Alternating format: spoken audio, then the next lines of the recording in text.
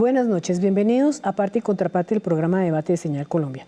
Después de las elecciones del domingo pasado, cuando elegimos Congreso de la República, momento en el cual el pacto histórico tuvo un importantísimo triunfo, la izquierda colombiana posicionándose en el legislativo, y cuando también elegimos 3 candidatos de las mismas consultas, el panorama cambió por completo. Ahora nos vamos a dedicar a elegir presidente de la República en 2 y 3 meses, primera y segunda vuelta. Para hablar sobre este tema, 2 expertos. Como ellos, creo que pocos, porque ambos son candidatos presidenciales, aunque aquí no vamos a hablar de la candidatura de ellos, sino del momento político del país. Doctora Clara López, candidata presidencial, gracias por estar con nosotros. Doctor Roy Barreras, candidato presidencial, gracias por venir. Buenas noches, doctora Clara, muchas gracias por estar en Parte y Contraparte. Cecilia, gracias por la invitación. Doctor Roy, lo mismo, muchas gracias. Cecilia, un honor estar aquí con una figura nacional del periodismo. Muchas gracias. Bueno, en primer lugar, vamos a hablar de los resultados de las elecciones del domingo.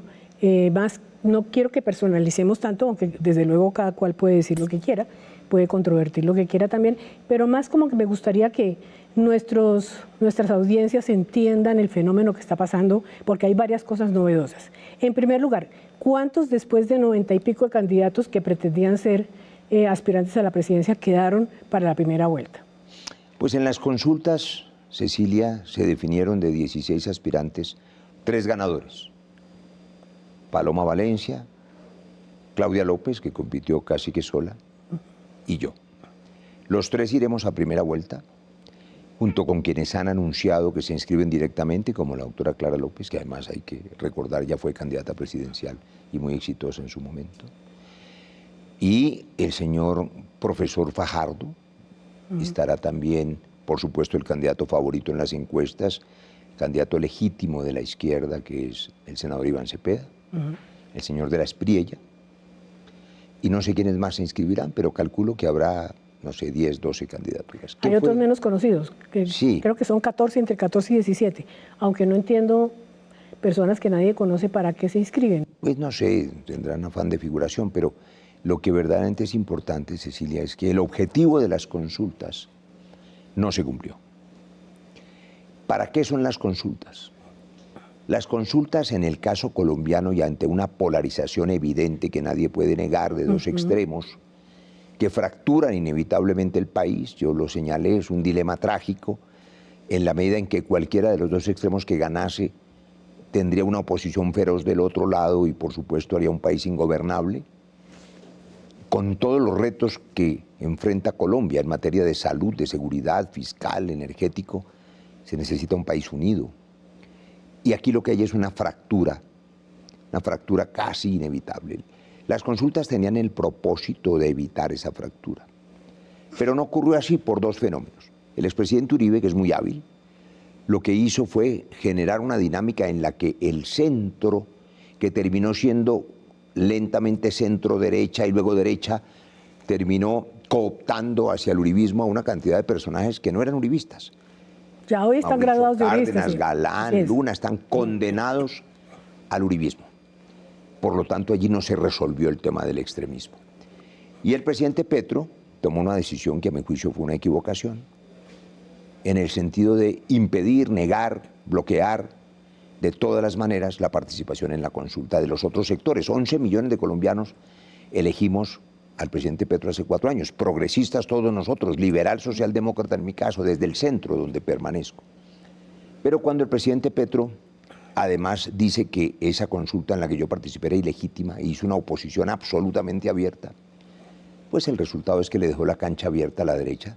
La señora Paloma Valencia sacó casi 6 millones de votos, sacó más votos que en la consulta de hace 4 años y se fortaleció. En cambio, las opciones progresistas diferentes, tuvimos esa oposición absolutamente... Bueno, pero en todo caso están vivos, digamos. Pero es que esa consulta, Roy, de verdad quedó fallida con la decisión del Consejo de Estado de impedir que participara Iván Cepeda. Entonces uno no puede decir que es una consulta progresista si el principal candidato de ese sector del espectro político está impedido por una decisión administrativa de su participación. Entonces, yo sí me recuerdo cuando estuvimos juntos en la asamblea de la CUT, que yo hasta te reclamé y le dije, uno no puede pretender asumir la vocería de un progresismo del cual uno es aliado y decir que va a derrotar uno al uribismo cuando la verdad es que el espectro es mucho más amplio. Yo sí creo que la decisión de haber hecho esa consulta, en mi criterio, fue totalmente equivocada. Lo que ha debido suceder es aceptar que se han pegoteado la consulta y buscar otros mecanismos de acuerdos para incorporar otros sectores, eso sí, para que fuera... Como el tuyo, que es irse directo a la primera vuelta a dividir la izquierda. Como es una una cosa ampliada, porque es que la consulta impedía que se pudiera conversar con otros. Y cuando tú te vas a la primera vuelta a dividir la izquierda, ¿eso sí te parece bien? Eso no es dividir la izquierda. Porque Clara sí es de izquierda. Claro que soy de izquierda. Ahora hay dos candidaturas de izquierda. Está Iván Cepeda y estoy yo. Mire la equivocación. Pero doctor Roy, espérese, yo le hago la pregunta. Ustedes dos estuvieron, en todo caso, en el 2022 con el candidato Petro. Y el candidato Petro fue exitoso, ganó y hizo el gobierno que hizo. Y bueno, ese será un análisis que haremos posteriormente. Pero la izquierda hoy está demostrando, pese a todo, a todas las oposiciones y los fracasos que ha tenido el gobierno, hay que admitirlo, y los líos de corrupción, etcétera, pues imagínense que en estas elecciones el pacto histórico se pega a una crecida impresionante, 40 curules en la Cámara, 25 en el Senado. Y el candidato Iván Cepeda está por lo menos en el 30% de los primeros lugares. ¿Ustedes dos no hacen parte de ese mismo grupo de hace 4 años? ¿O por qué ahora no parecen estar ahí? ¿O sí están? Y Clara, por ejemplo, la doctora Clara, pues estará hasta la primera vuelta, pero acompañará después, me imagino, que al doctor Iván Cepeda y usted también. Cecilia, varias cosas. Yo creo que nadie puede negar el avance enorme que ha logrado el presidente Petro en materia de inclusión social. Su batalla por intentar cerrar la deuda social, nadie debería negarla. Y al éxito de ese propósito de poner en la primera línea la defensa de los olvidados, de los abandonados, de los vulnerables, de los campesinos, de las minorías, de la comunidad LGTBI, se debe el respaldo popular indiscutible. Lo que está en riesgo es ese proyecto progresista. Y está en riesgo por muchas razones. En mi opinión, por una equivocación de buena fe seguramente que ha expresado ahora Clara, a propósito de que ella dice tranquilamente que nadie tiene derecho a arrogarse la vocería del progresismo, como si el progresismo se lo hubieran inventado hace 5 años. Yo le quiero recordar a Clara, que le gusta leer y la historia, que en 1832 Francisco de Paula Santander fundó un partido que se llamó Partido Progresista, que le dio origen al Partido Liberal, del que tiene sus ancestros la doctora Clara, porque Alfonso López Pumarejo fue el primer progresista de la reforma agraria. Decir que López Pumarejo no era progresista o que el Partido Liberal no ha sido progresista, yo soy liberal, yo no soy de izquierda.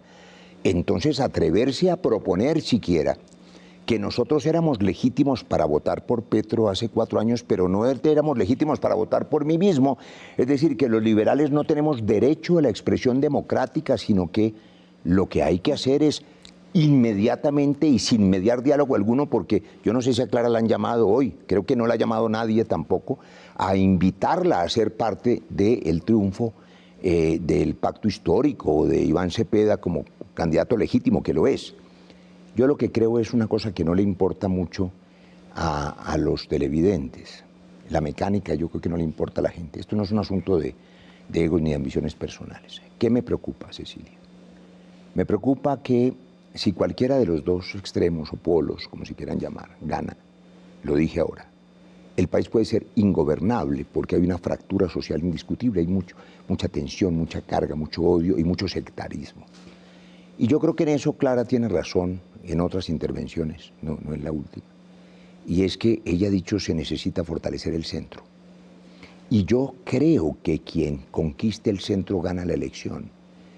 La vez pasada, siendo Petro un líder impresionante, casi perdemos con Rodolfo. Y estábamos juntos todos, porque Petro no ganó solo, aunque hoy quieran olvidarlo.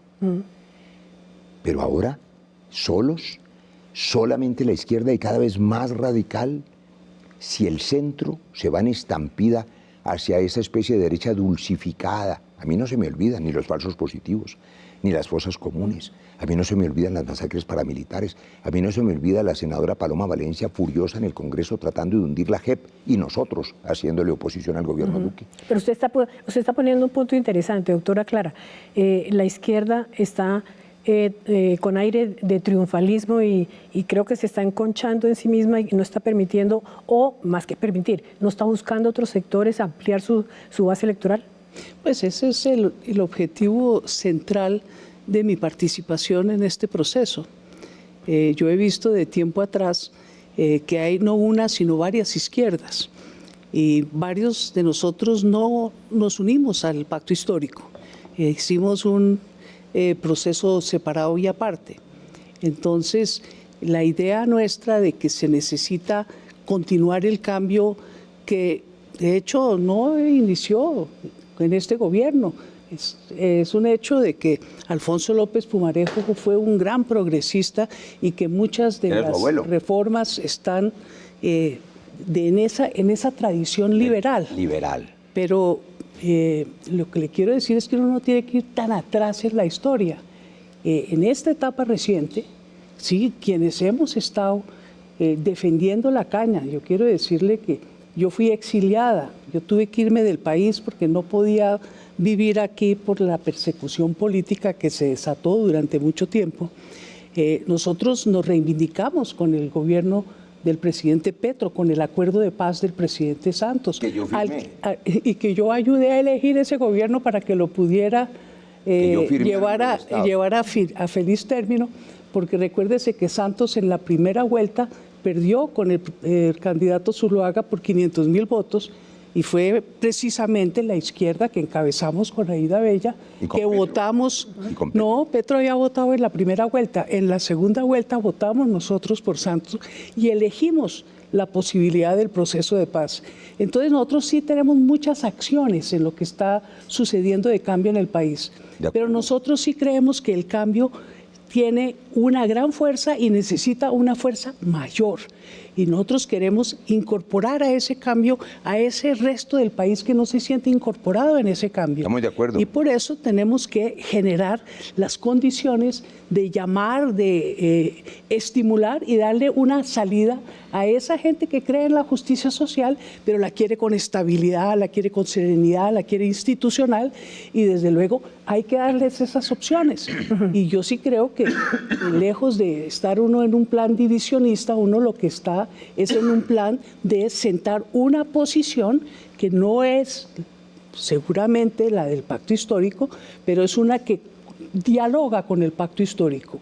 Y sin lugar a dudas, eso es lo que yo pienso que necesita el país para salir adelante. Pero el pacto histórico y el candidato Cepeda están en disposición de dialogar con los demás. Pues yo lo que veo es que tenemos que ir a la primera vuelta y dialogar después de cara a la segunda vuelta, porque no se ve mucha apertura en esta etapa, y eso se entiende. Ellos lo que están es consolidando su fuerza en lo que tienen.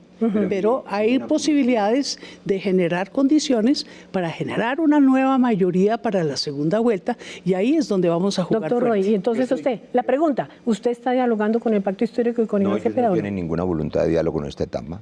Yo estoy totalmente de acuerdo con Clara en lo que ha dicho.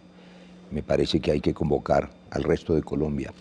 Voy a volver a recordar 11 millones de progresistas, incluyendo quienes somos liberales, socialdemócratas, en el centro. Elegimos a Petro. De esos 11 millones, 4,5 millones votaron ahora. Los otros 7 millones, ¿dónde están? Hay que ir por ellos. Pero además, me sorprende que no haya disposición de diálogo. Yo creo que hay un poco de soberbia o de arrogancia o de embriaguez con los resultados, que no los dejan ver ciertas cosas, ¿no? A mí me alegra mucho que la bancada progresista se mantenga vigente y fuerte. Eligieron 25 senadores. Sí.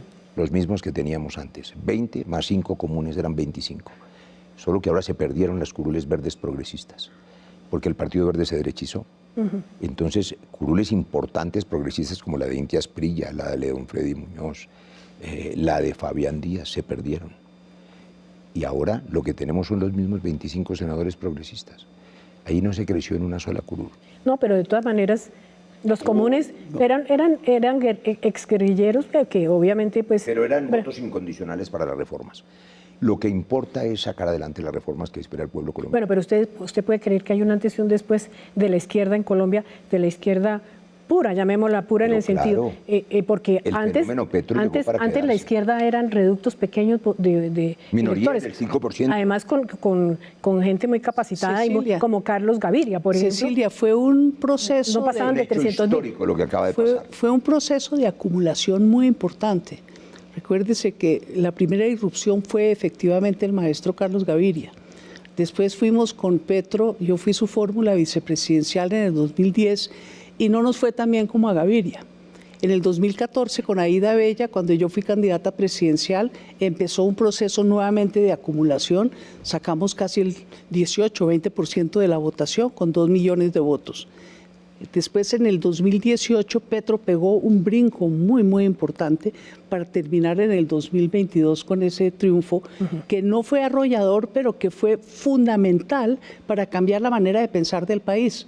Hoy en día la gente ha entendido que se necesita el cambio y Petro ha sido fundamental porque ha sostenido la caña con una voluntad política férrea a pesar de una oposición furibunda. Pero tenemos que buscar tender puentes y pasar por encima de eso, porque si no, no vamos a poder construir la paz que se está exigiendo y llamando y reclamando en todos los territorios del país. Hay unos temas en que tenemos que buscar unos acuerdos fundamentales de país y por eso me parece también central participar en este debate presidencial para ir tendiendo esos puentes, porque esos puentes no existen por fuera de la política. ¿Usted cree que es posible tender esos puentes todavía? Es indispensable. A mí me parece que el país no puede volver no solamente a un pasado de violencia y de represión, sino que hay un asunto que plantearon ideólogos de la derecha, que llaman ellos la guerra cultural.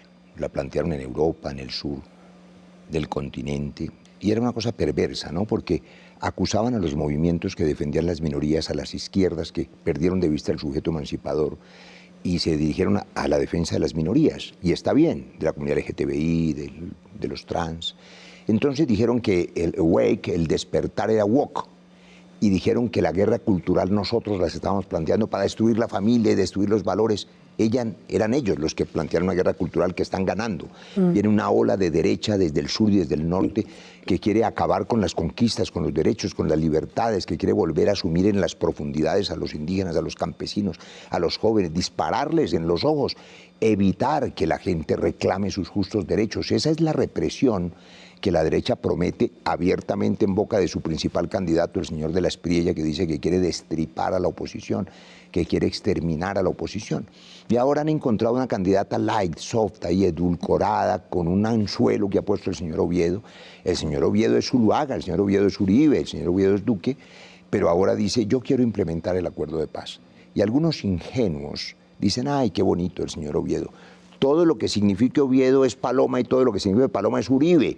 Y es derecha pura y dura, son los republicanos de Florida, son los que sacan a patadas a los latinos solo por ser latinos y los cazan como animales en los semáforos para echarlos. Bueno, entonces... ahí hay una cosa de derecha que es lo peor que le puede pasar al país. Colombia no puede perder, estando en el centro de América Latina, su posición democrática, porque además, Cecilia, lo que está en juego es la democracia misma.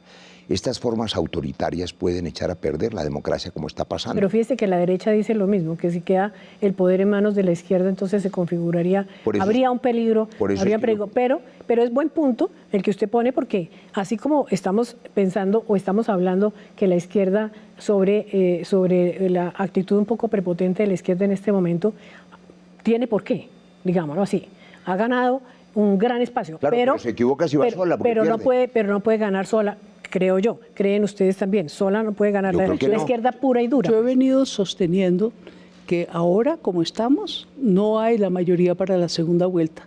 Hay que construirla. ¿Y cómo se construye? Pues tendiendo puentes. Yo entiendo... ¿Con quiénes? Pues con todos. Yo, por ejemplo, planteo que uno tiene que apelar, porque en la derecha hay gente de la doctrina social de la Iglesia, está el conservatismo, hay una cantidad de comunidades de fe, hay una cantidad de sectores que yo diría que son no alineados. Me parece que el centro es un término desafortunado, se refiere más al centro político, pero hay una cantidad de gente moderada que se tiene que incorporar a este proceso y que no encuentra espacios en la izquierda o no se siente identificada con alguien que pudiera pensar es demasiado radical para ellos. Entonces sí tenemos que sentar las bases para un acuerdo mucho más amplio de segunda vuelta y eso es fundamental y además hay que empezar ya el diálogo posterior que va a haber para construir eso en la segunda vuelta. Si no se hace desde ahora, podemos correr un riesgo muy grande. El doctor hoy está hablando precisamente de eso. Entre tanto, ¿usted cuál es la actitud que ve en la derecha? Yo veo que el expresidente Uribe, del que creíamos que estaba un poco alicaído y derrotado y de pronto dividido y su jefatura en cuestión, dado que la senadora Cabal le alzó la voz y dado que apareció Abelardo de la Espriella, aunque Abelardo de la Espriella por supuesto que no, piensa uno que no movería un dedo sin consultarle primero a Uribe. En todo caso, Uribe logró reunir lo que usted dijo a 9 precandidatos y los uribizó. Los que ya eran como de centro los uribizó. Está ganando terreno Uribe para el uribismo y para su derecha por encima de los centros, a costa del centro-centro. Es que no es sino mirar el espejo de Chile. La candidata Jara ganó sus primarias, ganó la primera vuelta, 43% en las encuestas, una derecha dividida hasta la primera vuelta. Y se unieron todos entre la primera y la segunda vuelta y eligieron al señor Katz, que creo que es un fascista. Yo creo que hay que ver ese espejo y fíjese que estamos completamente de acuerdo, Clara y yo, completamente de acuerdo. Hay que hacer el mayor esfuerzo para recoger a todos los colombianos que quieren progresar. Lo que quiere la gente es progresar, eso es el progresismo. Quieren vivir y trabajar en paz, quieren un país seguro, un país donde alguien responda por la salud, donde no se mueran porque no le dan la cita en el hospital, donde la incertidumbre y el caos no sea el que reine, donde podamos pagar la deuda social, Cecilia, y no con deuda externa al 14% de tasas de interés de los TES, porque eso no aguanta. Es decir, hay que reactivar la economía. Y ese país del centro, tenemos que invitarlo, como bien dice Clara, para intentar evitar un gobierno de derecha y también para evitar un gobierno de extrema izquierda cerrado, que tendría una gran oposición. Quiero aprovechar esta pregunta suya para agradecer de nuevo al aire esta invitación amable, rogarle otra oportunidad para conversar. Le estaba contando y le digo a los internautas y televidentes que entrando aquí recibí una llamada que me obliga a retirarme y quiero agradecer esta oportunidad, pero espero tenerla. ¿Y por qué se está despidiendo antes de tiempo? Porque tengo una cita ultra urgente. Le voy a contar aquí porque estoy decidiendo mi fórmula vicepresidencial y tengo que ir a esa cita que me llamaron. ¿Y quiere su fórmula vicepresidencial? Cuando haga la cita, si sale la reunión... Pero nos está dejando plantadas a la doctora Clara y a mí. Es la primera vez que dejo dos inteligentes y bellas mujeres planteadas. A la audiencia sobre todo. No, a la audiencia no, porque por eso vine. No, yo nunca cancelo. Vamos a hacer una pausa y ya regresamos.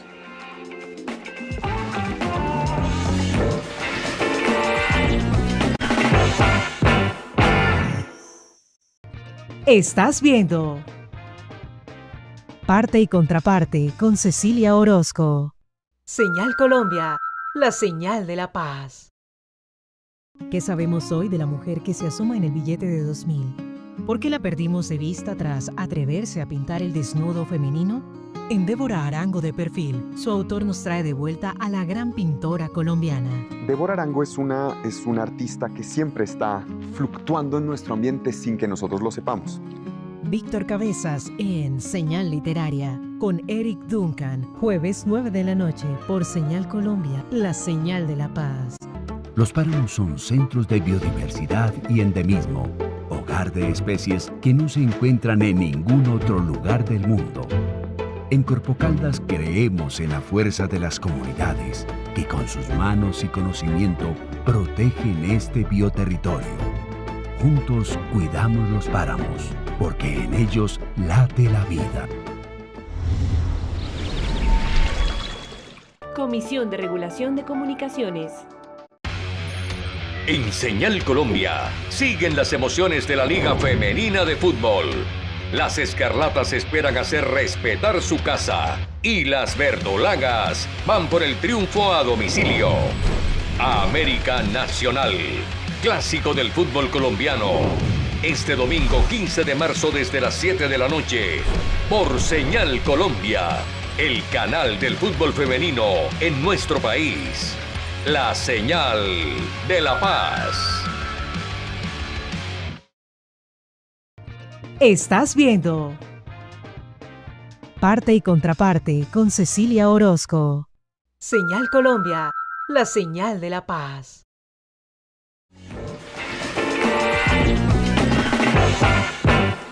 Muy bien, doctora Clara. Entonces ahora vamos a continuar con la silla vacía.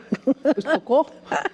Sí, bueno, le quería decir respecto de lo que estaba diciendo el doctor Roy, si usted cree realmente que la derecha está avanzando, el Uribe está reuniendo fuerzas y está maquillando, palabras que más o menos él utilizó, lo estoy interpretando, maquillando una candidatura, digamos la central de Paloma Valencia como centro derecha, siendo más derecha que otra cosa. Pues mire, yo coincido en que sí están maquillando a Paloma Valencia para generarle un aura de centro que no tiene. Solo hay que escucharla en el Congreso de la República llamando asesino a Iván Cepeda para aterrarse uno del grado de fanatismo que a veces sale en esos debates. Pero mire, hay un problema con todos estos relatos de prensa. Recuérdese que al comienzo, muy al comienzo, iba a ganar Vicky Dávila. Sí, es verdad. Y salió en las encuestas, se desinfló. Después iba a ser presidente Abelardo, imbatible Abelardo. Tal. Roy nos convenció, como el palabrero que es, que iba a ganar todas las consultas. Y pues tuvo un resultado bastante inferior al que estaba esperando.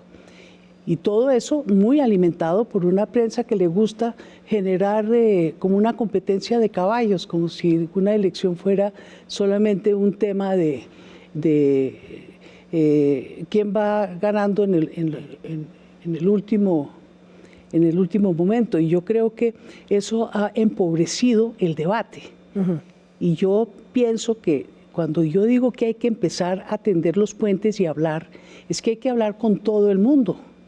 El tema de fondo de país es que no podemos seguir en esta confrontación y en esta polarización. Si nosotros no buscamos unos mínimos comunes denominadores, se nos puede disolver el país, especialmente con tanta amenaza que viene de afuera. Uh-huh. Fíjese que ya en el sur nos está provocando el gobierno de Noboa. El presidente Trump cita a los grandes presidentes de América Latina para hablar de narcotráfico, pero no invita a Colombia, que es parte del problema central y que tiene que tener un enfoque multilateral, y no pueden luchar contra el narcotráfico sin Colombia. Entonces, a mí sí me parece que esta polarización, que la alimentan mucho con esta carrera de caballos, es muy inconveniente, y yo le haría también un llamado a la opinión pública en general, no dejarse meter en esa camisa de fuerza. Uh-huh. Y busquemos qué hay de común entre todos nosotros. Pero perdóneme, ¿sí? Perdóneme, la interrumpo. Cuando usted habla con todo el mundo, está incluyendo también sí. a toda la derecha y a la extrema derecha, es decir, pues, a todo el espectro político del país. A todo el espectro político que se deje conversar. Mire, para vencer la corrupción, para vencer la inseguridad y para construir paz en Colombia necesitamos un acuerdo de mínimos comunes denominadores. Y eso se tiene que construir en los procesos electorales, tanto para el que gane como para el que pierda, porque este país no puede seguir cambiando cada 4 años, cada 6, cada 8 años de posición política sobre temas tan importantes. Tenemos que tener políticas de Estado, tenemos que acostumbrarnos a eso. Y yo pienso que si nosotros en esta etapa aprovechamos y construimos esas posibilidades de diálogo, además guardando y cuidando la palabra, uno para disentir no tiene que ofender, al contrario. Y creo que ese es el camino de este debate presidencial que ayudaría muchísimo para construir una visión Pero ¿usted cree que eso es posible antes de la primera vuelta y sobre todo antes de la segunda? Yo creo que se tiene que hacer antes, durante y después de la primera vuelta. Me parece que sería ideal, pero no es posible. No es posible porque los dos sectores se sienten ganadores, ¿no? Estamos hablando... Todo el mundo se siente ganador, pero todo el mundo sabe que necesita del otro. El Congreso de la República no va a ser un Congreso de un lado o del otro. Y vamos a tener que construir paz y construir seguridad en ese Congreso. Entonces sí es posible. Y puede que no se haga en público, puede que se haga discretamente, pero que hay que hacerlo, hay que hacerlo. Y dejar de satanizarnos mutuamente. Eso es estéril. ¿Usted cómo ve en este mismo momento las tres candidaturas que van, digamos, en la punta de las encuestas? No digamos que van ganando porque aquí nadie ha ganado. Las tres candidaturas que están en la punta, que son la de Iván Cepeda, que representa a la izquierda como todo el mundo sabe, la de Paloma Valencia, que representa el uribismo, y hasta donde lo conocíamos el uribismo era la derecha bastante extrema, y aparece una persona que uno no sabe si es mandada o no como una estrategia para sacar a la extrema derecha y el miedo a la extrema derecha, a Abelardo de la Espriella. ¿Cómo ve usted ¿Es posible que esas tres personas se sienten? ¿Usted cree? No, esas tres personas no se van a sentar y de pronto no van a ser algunas de ellas con las que se tenga que sentar en la etapa posterior. Pero sí valdría la pena empezar a usar un lenguaje común, un lenguaje que permita la conversación.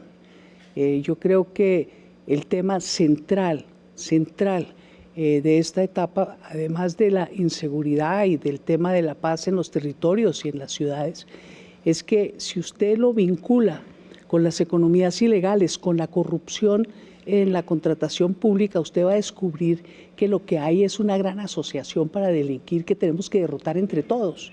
Y yo sí pienso que ha llegado el momento en decir unas verdades incómodas, unas verdades que muestran que todos estos clanes locales, políticos, tradicionales, algunos de sus integrantes tienen conexiones con los bajos fondos, con los bajos mundos, y han venido colocando a su gente en la administración, creando unas asociaciones para delinquir y robarse el presupuesto que están incontrolables.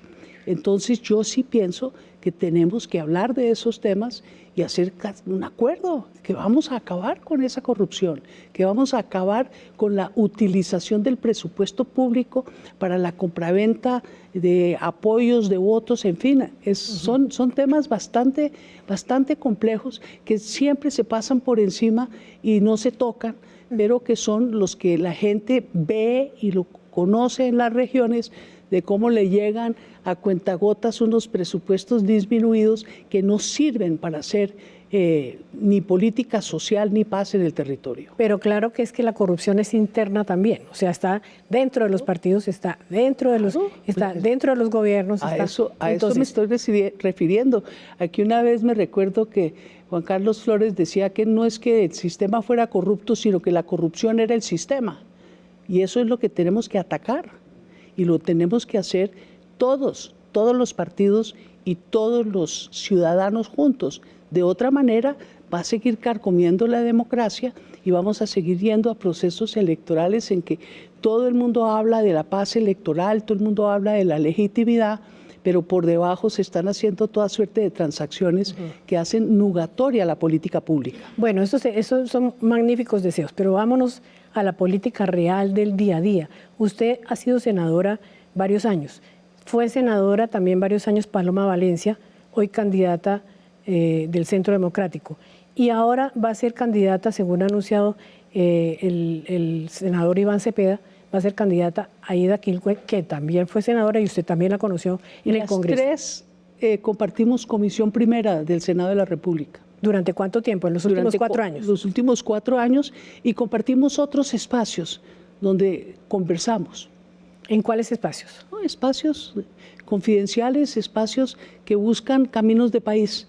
Y yo creo que a eso es a lo que me refiero. Es posible conversar sin señalarnos, sin decirnos botija verde, buscando el común del país. Bueno, entonces usted, ¿por qué no me hace una, como si fuera una psicóloga, una perspectiva de personalidad tanto de Valencia como de Quilpué? Y si esos dos extremos, aparentemente distantes e inalcanzables del mismo departamento del Cauca, vamos a decirlo sin hacerlo peyorativamente, de la clase pudiente del Cauca y dominante, y de la clase indígena sometida y un poco empobrecida. Cecilia, como fue mi matrimonio, porque recuérdate que Carlos Romero, su madre era de los indígenas Chimila.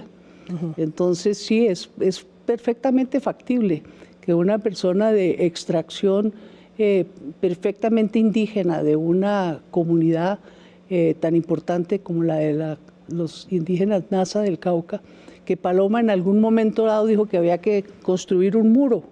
Más o menos un muro de Berlín entre los dos. ¿Sí? Entre los dos Caucas. Entre los dos Caucas. Es posible.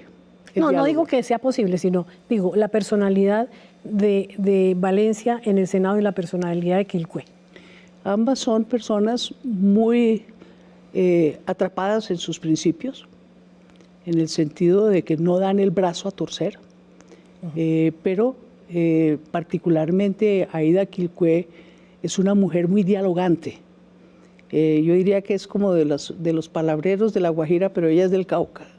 Ella es una gran dialogante para todos los problemas.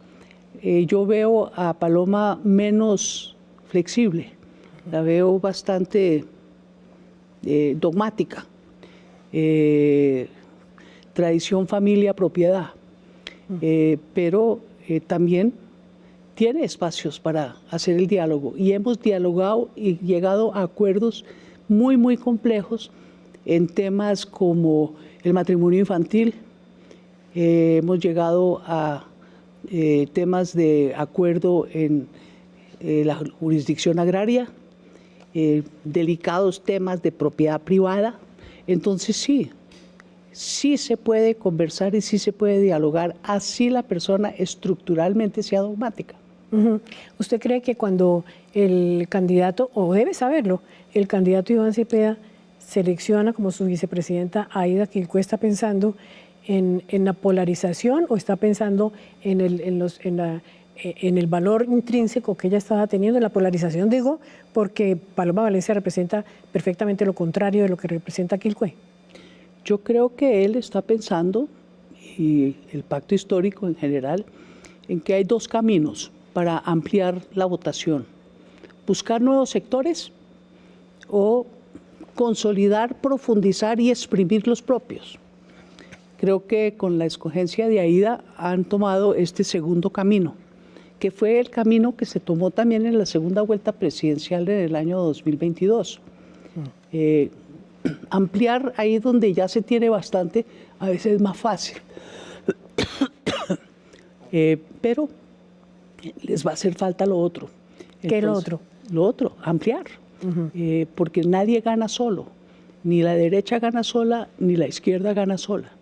Entonces van a tener que buscar ampliar ese espectro, y eso implica no esperar a que la gente se adhiera. Eso implica negociaciones de acuerdos programáticos que se reflejen en compromisos de política pública.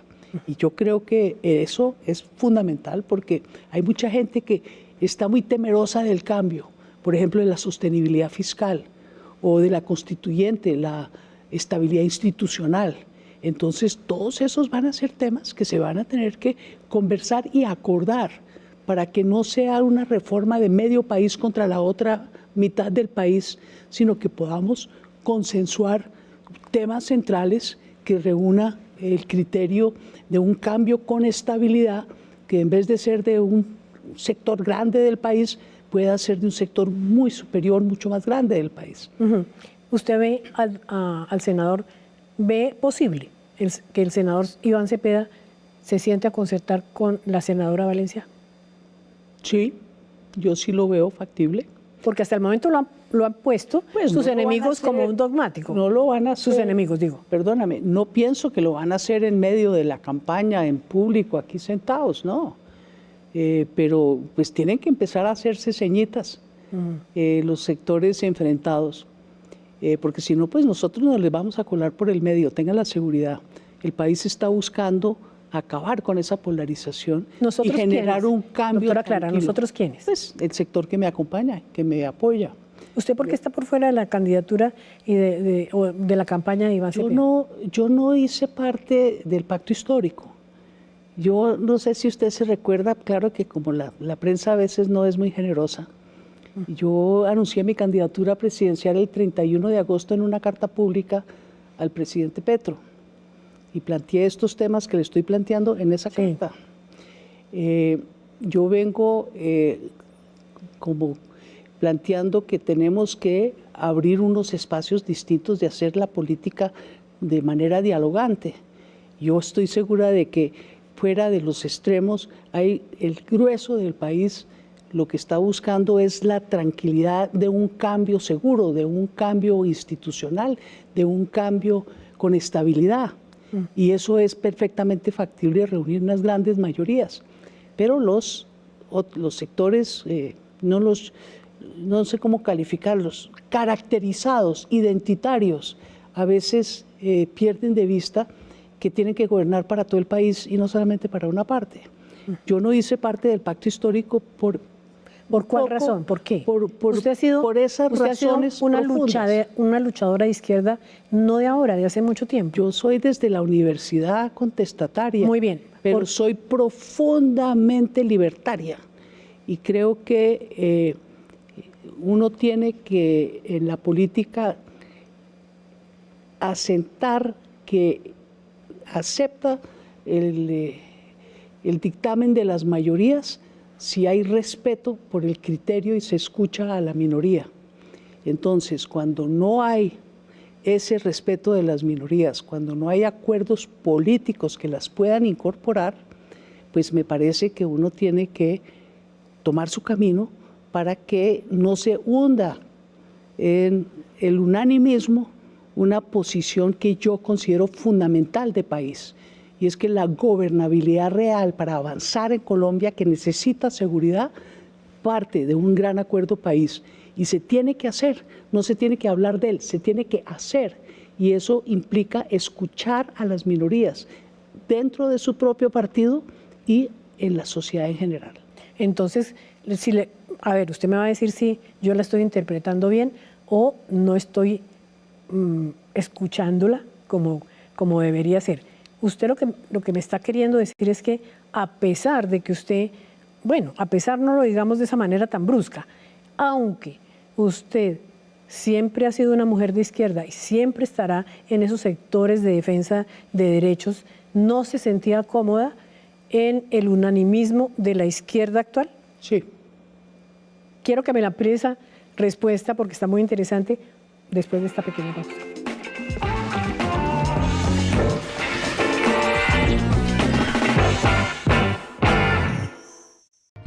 Estás viendo Parte y Contraparte con Cecilia Orozco. Señal Colombia, la señal de la paz. El jueves 12 de marzo a las 10 de la noche, Señal Memoria y Señal Colombia presentan En Cine y Memoria. ¿Y su mamá qué hace? La mirada de Miriam y Carmen Carrascal. Cortometrajes feministas de cine mujer producidos en los años 80 en Colombia. Diálogo con Patricia Restrepo y Juliana Gómez sobre el aporte de las miradas feministas y de género en el cine colombiano. Lo que encuentran en las películas nuestras es que hay mujeres, que aparece la mujer, que la imagen de la mujer en sus distintas formas, maneras de ser, está. En Cine y Memoria. ¿Y su mamá qué hace? La mirada de Miriam y Carmen Carrascal. Jueves 12 de marzo a las 10 de la noche. Por Señal Colombia, el canal del cine. Ana Patria pensó que hablar de política entre amigos sería fácil, pero una opinión encendió una ola de etiquetas y en redes el eco fue aún más fuerte. Al notar patrones repetidos como mensajes similares, ataques, uso de bots y cuentas falsas, sospecha que detrás de esto hay algo más. Pueden estar siendo manipulados por una bodega digital, por eso eligió el silencio, para buscar en donde hay datos, no ruido. Que el ruido no decida por ti. Elige con criterio. Comisión de Regulación de Comunicaciones.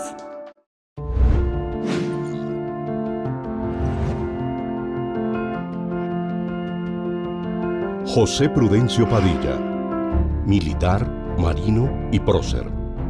Colombianos, morir o ser libres. Donde el pueblo habla, la historia cambia. Radio Nacional de Colombia y Señal Colombia, la señal de la gente. Estás viendo Parte y Contraparte con Cecilia Orozco. Señal Colombia, la señal de la paz.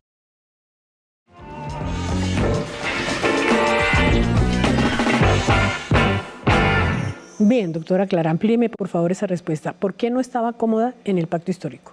Mire, yo hago la siguiente distinción entre el proyecto político que hoy encabeza Gustavo Petro, el que respaldo integralmente en la política internacional, en la política interna. Puede uno tener críticas menores de estilo y demás, pero en su voluntad política para de verdad combatir la desigualdad y la injusticia. Pero el pacto histórico es otro espacio y el pacto histórico no tiene ese mismo cariz profundamente democrático que tiene el presidente. Entonces allá se ha empezado a seguir la costumbre de que se mandan razones en vez de hacer reuniones para discutir las diferencias. Se mandan orientaciones en vez de discutir cómo se deben tomar determinadas decisiones, posturas y posiciones. O sea, no se discute, sino que se ordena. Pues, tú sabes, o se deja un poquito de laissez-faire. No se hace la reunión para no tener que discutir y después a las carreras. Entonces, yo soy una persona profundamente democrática y yo pienso que si no hay posibilidad, la gente no tiene que hacer lo que uno piensa, pero sí uno tiene que tener su espacio para tramitar, claro. Y tramitar las diferencias. Entonces nosotros, un sector minoritario dentro del pacto histórico, insistimos muchísimo. Internamente hicimos todas las vueltas para que se hiciera un proceso de revisión de lo que llamamos en la izquierda crítica y autocrítica, y no fue posible. No fue posible que se pudiera hacer un acuerdo político de respeto a las minorías. Entonces hicimos lo que hace todo el mundo cuando no se siente a gusto en una casa mayor, montamos una casa menor, pero no peleamos con la casa mayor, porque pues ahí están nuestros reales, nosotros construimos pacto histórico, nosotros hemos luchado toda la vida. En qué situación tan desigual. Por eso es que cuando Roy dice que se molesta que yo le diga que no es que no él pueda tomar la vocería del progresismo, claro, lo que no puede es apropiarse de todo el proyecto, cuando la verdad es que hay unas personas que llevan con mucho sacrificio construyendo y acumulando esfuerzo para que una persona que es un aliado, pero que no es el corazón del proyecto, viniera en una consulta a decir que se apropiaba para derrotar él al uribismo. Entonces, yo sí pienso que nosotros tenemos que tomar muy en cuenta que hay distintos matices, hay dentro distintas posiciones en la izquierda y que no nos tenemos que satanizar, como no debemos satanizar a los contrarios, mucho menos a los amigos. Aquí no puede hacer carrera lo de Churchill, que le dijeron, cuando lo eligieron primer ministro, estaba en el Parlamento y le decían en la bancada de oposición, le decía, allá están nuestros enemigos. Y él dijo, no, allá están nuestros contrincantes, nuestros enemigos están de este lado. Tenemos que acabar con esa lógica. Yo siento profundo amor y respeto por el grueso de la gente del pacto histórico. Pero tenemos desavenencias de método que se tienen que airar y se tienen que decir y actuamos en consecuencia. Entonces, no tiene por qué sorprender que yo haya planteado una candidatura presidencial desde agosto del año pasado, antes de las consultas. No participé en la consulta del pacto histórico, no participé en esta consulta habiendo hecho todas las observaciones, en ese caso sí se pudieron hacer y de manera profunda, y que después tristemente me dio la razón. Los acontecimientos mostraron que habría sido mucho mejor haber cogido otro camino, pero la realidad es que hay posibilidades de generar una corriente muy importante de una izquierda dúctil, moldeable, flexible, que sea mucho más acogedora. Incluyente, digamos. Incluyente, de sector, un cambio más incluyente. Fíjese, ¿sabe cuál es el lema de mi campaña? El cambio que nos une, porque nosotros respetamos, pero profundamente, el proyecto político del presidente Petro. Pero pues tenemos nuestras diferencias con el pacto. Y una cosa es una cosa, otra cosa es otra cosa, y nosotros respetamos y apoyaremos irrestrictamente al presidente Petro, y tenemos nuestras diferencias con el pacto que se tienen que resolver en el proceso de las conversaciones, cuando se den las conversaciones. Y le voy a puntualizar, y con el candidato Cepeda. Yo tengo gran relación con el candidato Cepeda, somos compañeros de pupitre.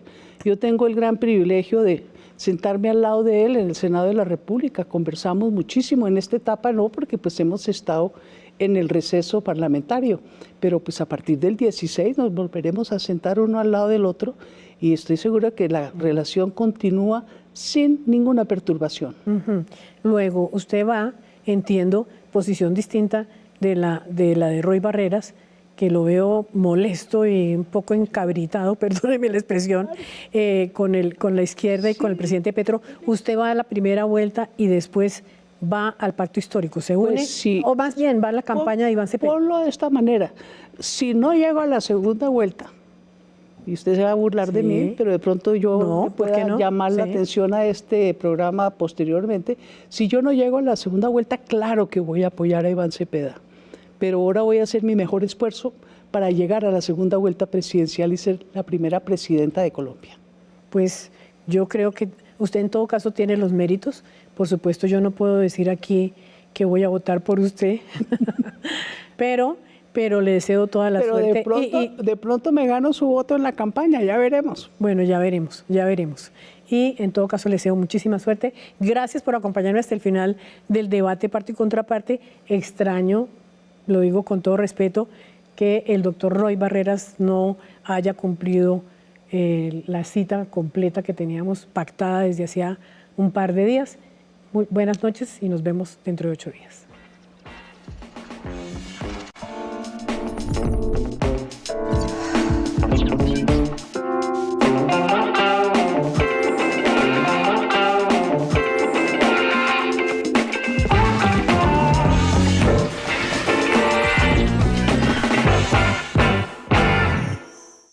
A continuación, señal literaria. Señal Colombia, la señal de la paz.